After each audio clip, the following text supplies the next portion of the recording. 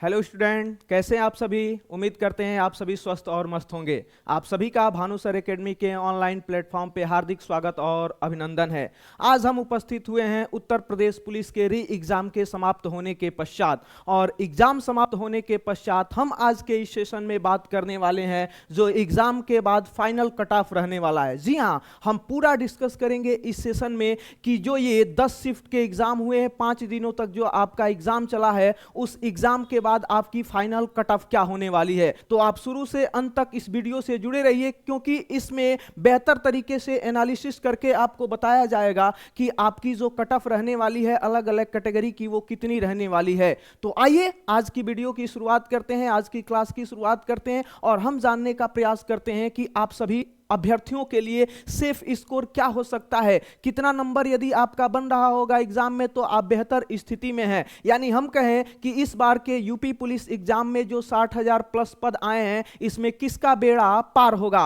और किसको पुनः तैयारी करनी होगी। तो इस पूरे मुद्दे पे जानकारी प्राप्त करने के लिए आप शुरू से अंत तक इस वीडियो में बने रहिएगा। आपको बहुत ही महत्वपूर्ण जानकारी प्रदान की जाएगी और ये आपके लिए बेहतर कट ऑफ होगा, जिससे आप खुद को एनालिसिस कर पाएंगे। तो आइए आज की वीडियो की शुरुआत करते हैं और एग्जाम के बाद फाइनल कट ऑफ पे हम लोग चर्चा करते हैं। तो क्या रहने वाला है फाइनल कट ऑफ, यही आगे के हम कुछ मिनटों में आपके सामने प्रस्तुत करेंगे डाटा, और उस डाटा के आधार पे ये आंकड़ा एक हम आपको देंगे कि किन अभ्यर्थियों को फिजिकल की तैयारी करनी चाहिए, किन्हें अपना दौड़ तैयार करना चाहिए और किन्हें उम्मीद करनी चाहिए फाइनल सिलेक्शन के लिए। तो आइए शुरू करते हैं और जानते हैं आज के पूरे इस सेगमेंट को। आगे बात करें ना लेवल ऑफ एग्जाम, तो जो सबसे पहला पॉइंट आता है कि ये जो 2024 में री एग्जाम हुआ है, इस री एग्जाम का टोटल कहना कि लेवल क्या रहा। तो जो री एग्जाम हुआ है अभी, इस री एग्जाम के लेवल की अगर बात करें लेवल पे, क्योंकि जब तक लेवल पे हम बात नहीं करेंगे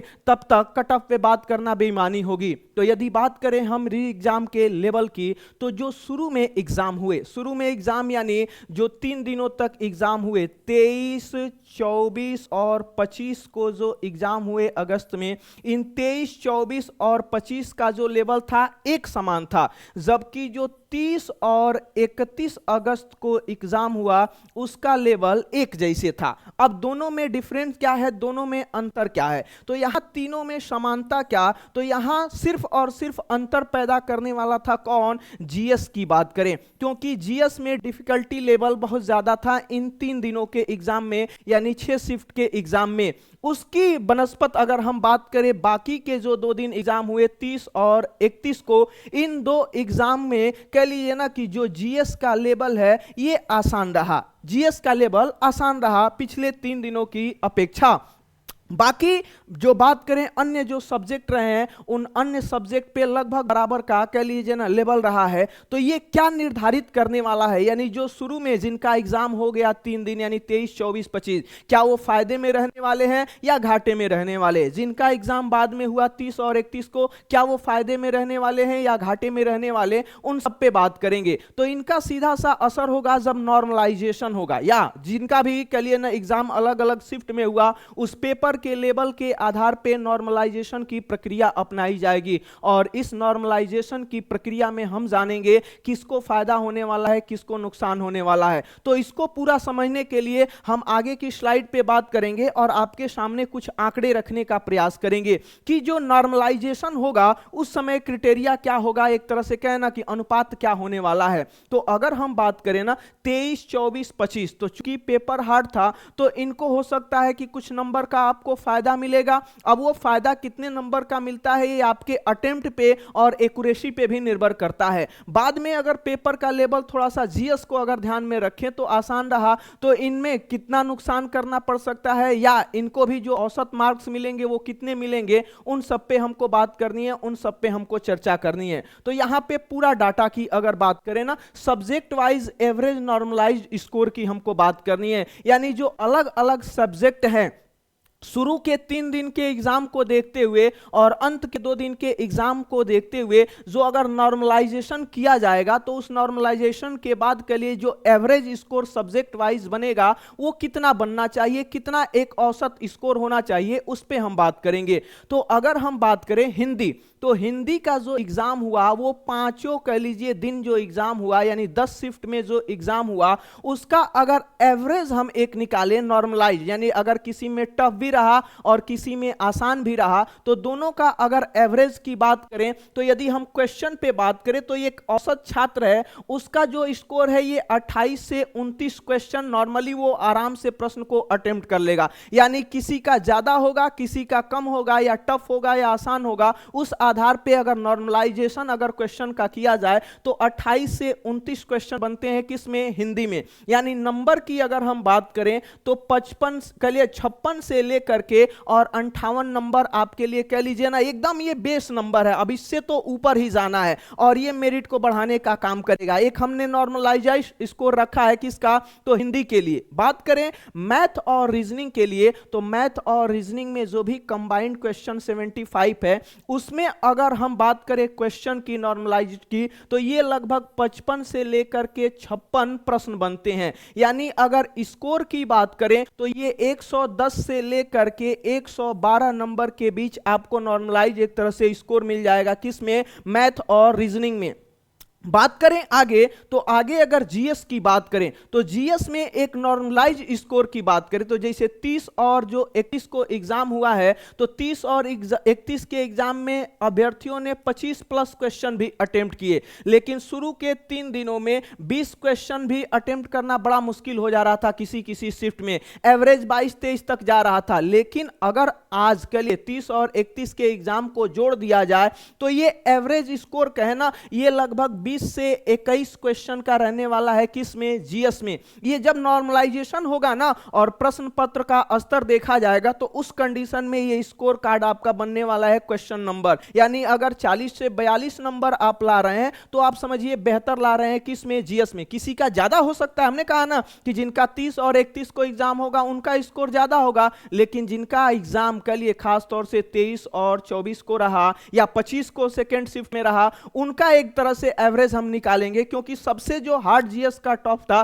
तो वो 25 तारीख को सेकेंड शिफ्ट में हमारे हिसाब से हमारे नजरिए से वो पेपर था। तो एक एवरेज की बात करें तो क्वेश्चन 20 से 21 और बात करें मार्क्स की तो 40 से 42। यानी अगर हम बात करें ये जो आपकी मेरिट पे इफेक्ट करने वाला है, यानी क्वेश्चन यदि 104 से 6 तक और नंबर की बात करें 208 से लेके 212 तक, और ये लगभग जब आपकी फाइनल कट ऑफ बनेगी ना तो वहां पे ये डिसाइड करने वाला है। ये हमने एवरेज कहा, और याद रखिएगा सिलेक्शन कभी एवरेज पे नहीं होता है। एवरेज से ज्यादा मार्क्स आप लाएंगे तभी आपका सिलेक्शन होगा। एवरेज पे तो एक तुलना की जाती है ना, तो ये एवरेज स्कोर हमने दिया है, एवरेज क्वेश्चन हो गए, एवरेज मार्क्स हो गए, और इससे ज्यादा पे आपके सिलेक्शन की बात है। लेकिन थोड़ा सा हम कुछ और इस डाटे को इंप्रूव करना चाहेंगे, इसमें कुछ और ऐड करना चाहेंगे आपकी जानकारी के लिए, आपको समझने के लिए। तो आइए थोड़ा सा हम आगे बात करते हैं, और आगे आपके सामने कुछ डाटा हमने रखा है। तो अगर डाटा की बात करें ना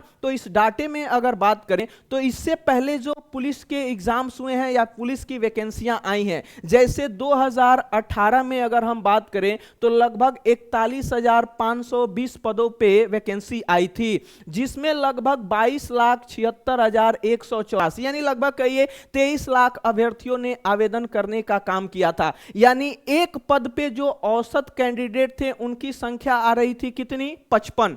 बात करें 2019 में 49,568 पदों पे वैकेंसी निकली, जहां 19,38,000 अभ्यर्थी और यहां पे औसतन 39 कैंडिडेट के लिए ना परीक्षा में भाग लिए। अब बात करें हैं 2023 की, तो इसके आधार पे अगर हम कुछ समझना चाहें तो 2023 में कुल 60,244 पदों पे भर्ती आई है। यानी पीछे की अपेक्षा इस बार भर्ती यानी पदों की संख्या क्या रही है, ज्यादा रही है, लेकिन अभ्यर्थियों की भी संख्या ज्यादा रही है। तो अभ्यर्थियों की संख्या यानी फॉर्म भरने वाले लगभग 48 लाख प्लस इसमें थे। तो उसी के आधार पे हम आगे बात करने जा रहे हैं। तो ये जब 2018 में वैकेंसी आई थी लगभग 41,520 के लिए ना पदों पे, तो उस समय जनरल की जो मेरिट थी वो 225 के आसपास। तो देखिए एक बात याद रखिए, यहां पे जो एवरेज कैंडिडेट है ना, ये एवरेज कैंडिडेट है 55, यानी एक पद के लिए कितने उम्मीदवार लड़ाई में थे, तो 55 उम्मीदवार लड़ाई में थे, और यहां पे मेरिट गई थी कितना, 225। ये गौर करने वाली बात है। जनरल की,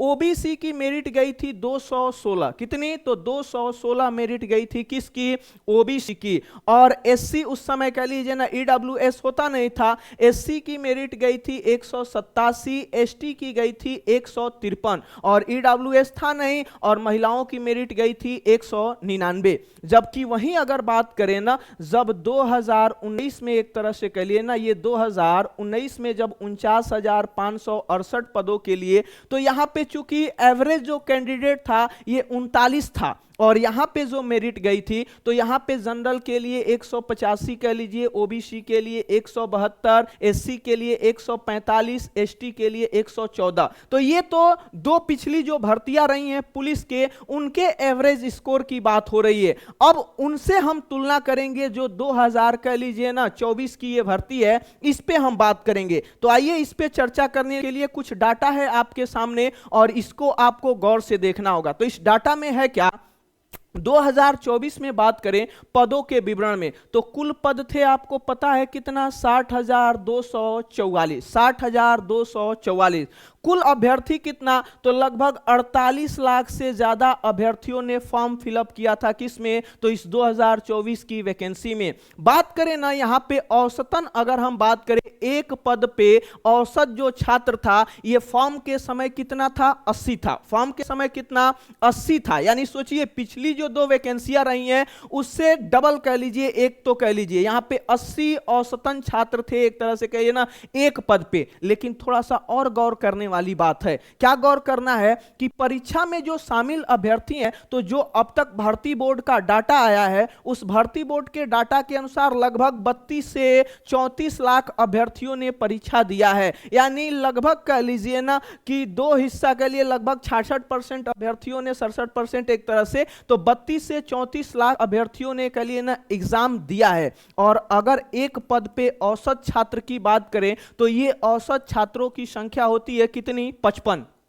यानी एक पद पे कम से कम कितने छात्रों के बीच लड़ाई है, तो कहना एक पद हासिल करने के लिए 55 छात्रों के बीच लड़ाई हो रही है। तो ये एवरेज एक तरह से जो परीक्षा दिए हैं उन अभ्यर्थियों के बीच हमने बात की। अब इस आधार पे जो आपकी कट ऑफ, तो ये तो सब डाटा था जो हमने आपके सामने रखा। इस आधार पे कट ऑफ की बात करें, तो कट ऑफ की अगर हम बात करें, तो कट ऑफ में अगर कहना जो नोटिफिकेशन है उसके अनुसार से अब भर्ती बोर्ड निर्धारित करेगा कि किसको हमको, तो पहले जो फिजिकल के लिए एक तरह से या डीवी के लिए जो आपकी कट ऑफ होने वाली है अलग अलग कैटेगरी की, तो अगर अलग अलग कैटेगरी की बात करें यहां कट ऑफ की, तो इधर है क्वेश्चन नंबर और इधर मार्क्स की बात हो रही है। अगर जनरल कैटेगरी से आप बिलोंग करते हैं, जनरल कैटेगरी से आप बिलोंग करते हैं, तो यदि आपके 105 प्रश्न से ज्यादा सही हो रहे हैं तो आप अपनी दौड़ शुरू कर सकते हैं। जी हां, यानी कह लीजिए ना कि यदि आपके 210 प्लस मार्क्स आ रहे हैं